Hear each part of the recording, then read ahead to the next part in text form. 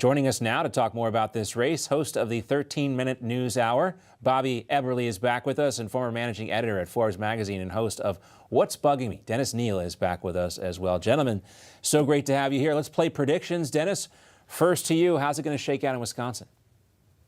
Oh, man, I hope they pull it out for this guy. But why is it that the Republicans drop the ball on this? Sometimes it feels like the Republicans are the Washington Generals, that team that's paid to lose against the Harlem Globetrotters, thousands of games. The Republicans are used to being number two, and it feels like Trump still hasn't quite won them all over and taught them that they can be winners. So in this analogy, Dennis, it's that period of the game where you think the Generals might have a shot, but Democrats are going to pull some chicanery perhaps up in Wisconsin. Bobby, what do you think?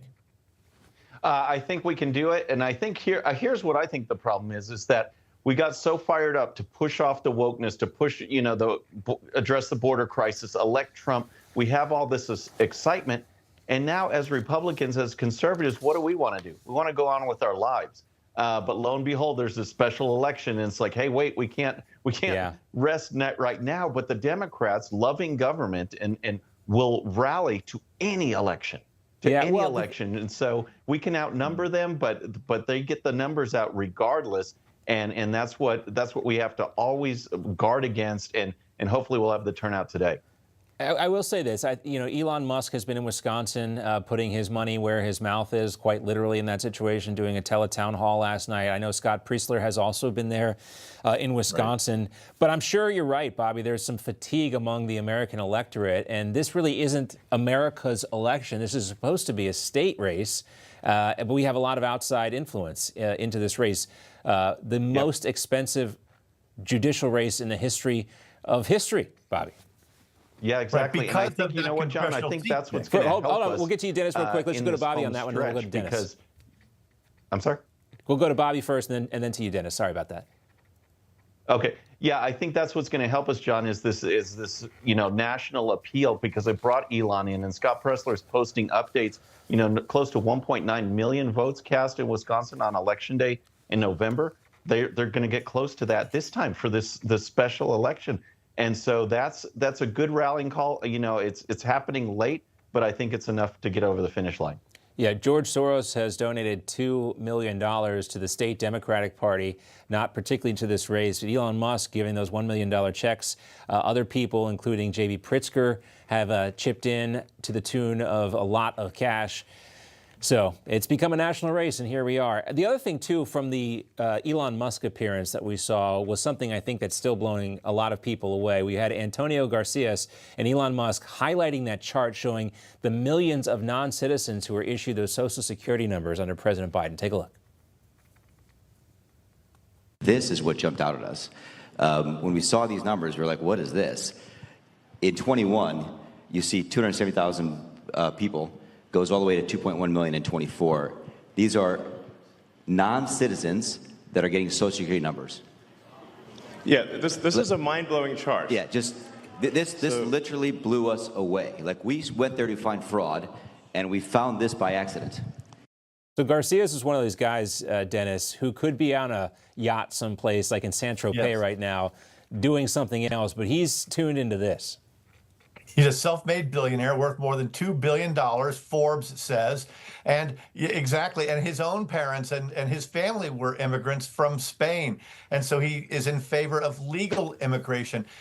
I happen to be married to a woman from Canada, and it took us 25 months to get her a green card that lasts only 24 months, and then it took months more to get her a Social Security number. Here, with this system, someone walks across, says, I feel afraid, and then they give them a notice to appear 6 years later, and then they get a work permit, and suddenly they get a Social Security number. And it turns out some portion of these people then got Social Security benefits, and we were told it was a conspiracy and a conservative lie when we complained that Social Security benefits were going to illegals, and here it is, laid out for us.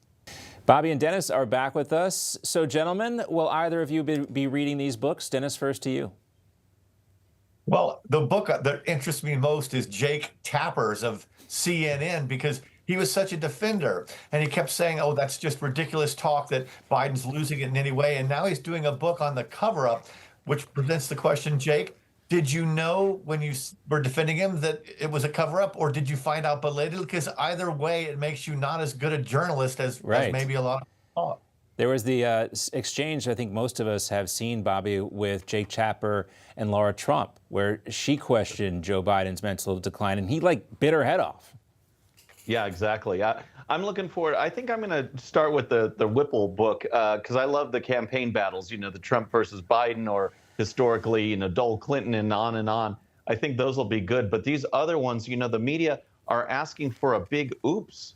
You know, that's what they're hoping for, is to write these and say what the scandal that went on. But it was aided and abetted by the media. These are people outside of James Rosen that would not ask the questions and would actually run cover for Karine Jean-Pierre and say that everything is great. So for them to come out now, it's not only disingenuous, it's just wrong.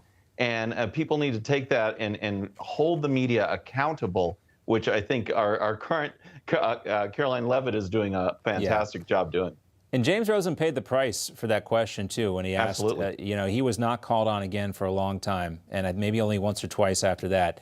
But that's the way it goes. If you want to ask these tough questions, and that's why I think a lot of these other media who saw the same things that we all were seeing, that James Rosen was seeing, they wanted the access.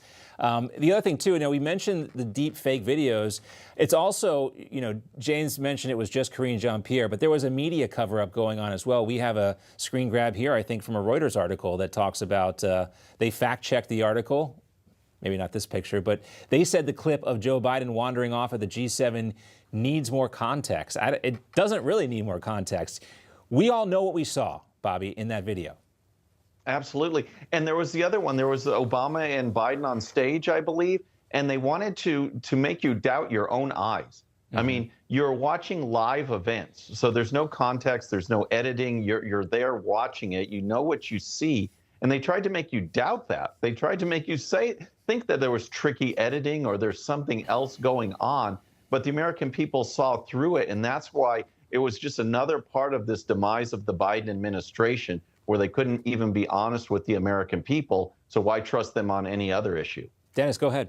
John, I've been wondering, where were the leakers that are in every other administration who would have been saying, hey, there's a problem here? Why weren't they? And one reason is because so many of them were in on it, and all of them were involved in the cover up, and we hang together, or we're going to hang separately. But maybe another reason is they saw what the Justice Department and the FBI and the CIA did to Donald Trump and his campaign. Well, they saw how it was weaponized, and maybe they feared leaking and becoming a target. I think that's part of it, but I also think that what you were saying is true about them being involved in the role of the president, the things that the president is supposed to do that we knew he wasn't doing, things like these pardons, these decisions that were being made with the auto pen.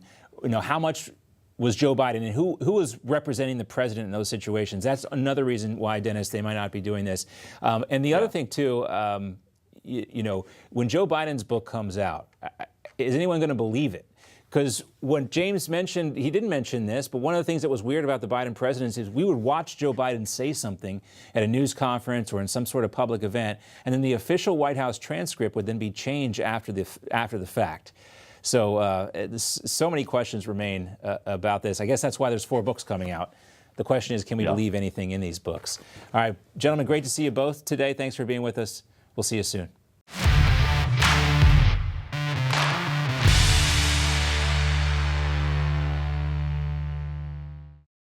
All right, friends, thanks again for tuning in. I really appreciate it. And before you go, please hit that subscribe button above. Once you do, tell your friends, share it, spread the word about the 13-minute news hour so we can keep growing. And for more great content, check out these videos right here, and I'll see you next time.